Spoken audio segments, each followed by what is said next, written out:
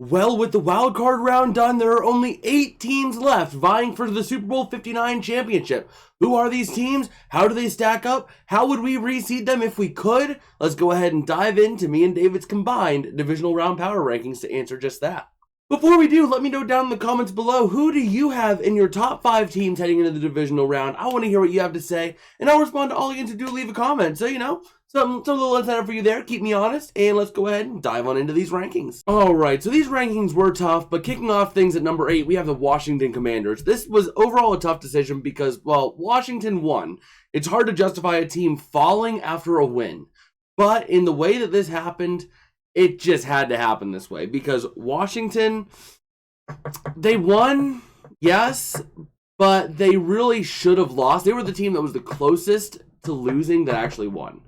There was a number of times where they really looked like they could have lost it. They only won it because Tampa Bay had that miscommunication on that handoff that was then pulled back to Jalen McMillan, leading to a fumble recovery by Washington. That was nothing of Washington's doing. That was all Tampa Bay. Washington just capitalized on it and got down on it, which, good job to them for doing that, but they didn't force that fumble. It just happened because of Tampa Bay having a play where they didn't have proper communication. That doesn't happen. Tampa Bay goes on to win the game, and we have Tampa Bay in this situation. But overall, though, I think Washington is a solid team. They definitely have a lot to fight for, and they can make some noise. But going into Detroit is going to be a very tough task for them to pull off. So we'll see what they can do, but right now they are our number 8 team. All right, at number 7, we have the Houston Texans rising up from last week because they were so low in the rankings. They were actually the last team last week, number 14, if you don't recall. And yeah, they had a huge statement win over the Chargers, and it was a good quality opponent that they beat down too. Really a strong performance. They could have been higher if one of these other teams that was just above them didn't really have a dominant performance of their own. But ultimately, Houston coming in looking really hot, really strong, really solid. And I'm just looking forward to seeing what this team can do next. Once again, they have another tall task, being the lowest remaining seed in the AFC going into Kansas City. Ain't no easy feat. But we'll see what they can do, and I'm interested to see what this team can do as a unit going forward. At number 6, we got my Los Angeles Rams. The Rams rising up as well, the second biggest riser of the week besides the Texans. And the Rams, the thing with the Rams is their inconsistency. The way they played last week, they deserved every bit of this rise. Their defense was strong. The defense got almost more sacks than total points given up. They gave up 9 points and they got 9 sacks. Against any offensive line, 9 sacks in the game is crazy. Granted, Sam Darnold was playing horrible. He was, holding onto the ball way too long and then throwing it perfectly imperfect to his receivers so they couldn't catch it, but it was just out of their reach. So really, the Rams defense was opportunistic. But they did have to execute, more so than Washington on that fumble, they did have to execute on the opportunistic idea of it to really be dominant as they were. And offensively, they were lights out. The only thing that slowed this team down was when they were beating themselves up. Starting with that 15-yard penalty on Bo Limmer, which turned a second and 1 into a second and 16, stalling out for a field goal. And then you had that other horrendous drive once again. I talked about it yesterday in the recap video. The Rams were in a really decent spot. They get a nice first down, but it comes back to a hold. So that brings them back to 1st and 16. Then they have another hold, brings them back to 1st and 26. And then all of a sudden at that point, you have a 2nd and 31 because of a false start. So, this team beat themselves up with penalties. Otherwise, they would have put up over 30. The big question for this team is, can they mitigate those penalties? If they can mitigate the penalties, they will be one ferocious unit to fight, especially the way Philadelphia was playing last week. Speaking of Philadelphia, at number 5, we have the Eagles. The Eagles in this spot because, well, they sucked last week. Let's be real. The only reason that they won by 2 scores was because Green Bay messed up and fumbled the opening kickoff. That gave them a 25-yard field to get a touchdown. Just about any team would score on a 25-yard field, So that really isn't super wowing, The Eagles should have dominated, especially the way the Packers were decimated by injury. Defensively, the Packers didn't have too many key injuries, but offensively, oh my word. You had the offense, the left tackle go down, his backup gets over-penalized, the next backup gets penalized, but he's stuck in there. You had the other top 2 remaining receivers after Christian Watson was down, both Romeo Doubs and Dontavian Wicks go down with injuries. This game should not have been as close as it was. Defensively, they should have feasted. I'd say a little bit more than they did, but they did their job on defense.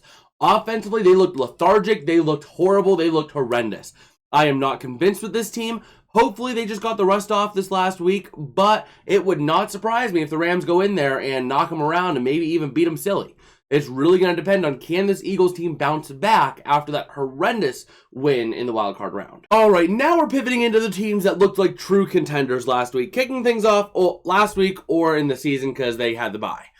Kicking things off at this part of the list is the Baltimore Ravens. They're also rising up. The remaining of these teams are rising up because the Eagles fell so far. But the Ravens, man, they just manhandled the Steelers. They are the lowest of this group because they did try in like the third and into the early fourth quarter to maybe mess things up and let the Steelers back in it. But they did close that door eventually, leading to them being able to win by 2 scores. So ultimately doing a really good job there. They had a really good first half. They kind of struggled in the second half, but they managed to get the job done. Once again, this team has looked dangerous, especially down the stretch. They have been getting hot at the right time. The question is, can they keep this momentum going? They're going to be facing off against Buffalo this week in Buffalo. That's a tall task for them to do. Can they do it? I'm expecting fireworks in that game. All right, at number 3, we got the Kansas City Chiefs. They're mostly rising up just by virtue of the Eagles collapsing.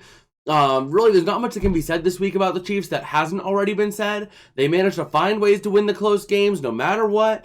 There is an argument to be made that Baltimore is above Kansas City, but again, it is very tight within these teams.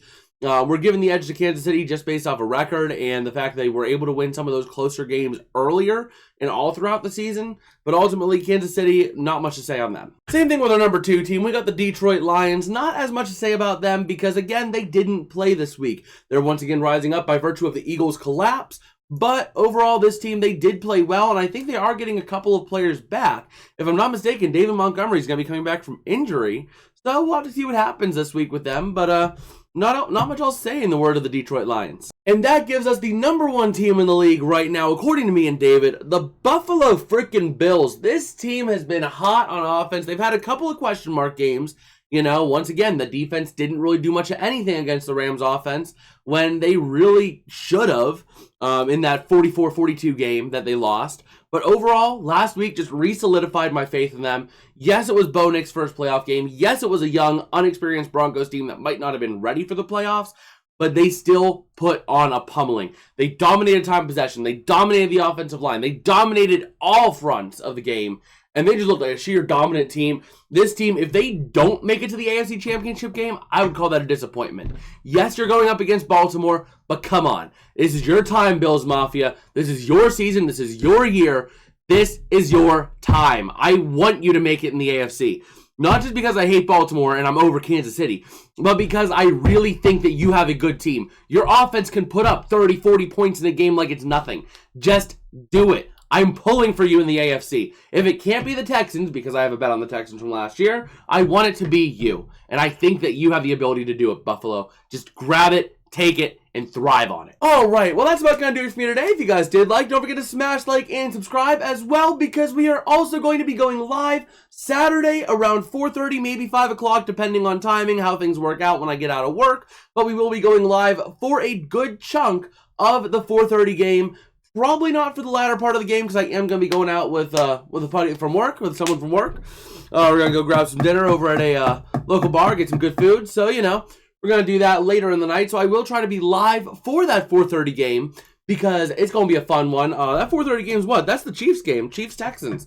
So we'll try to be live for that. So make sure you subscribe with notifications on so you're notified when we upload. And I guess with that, I'll catch you guys later.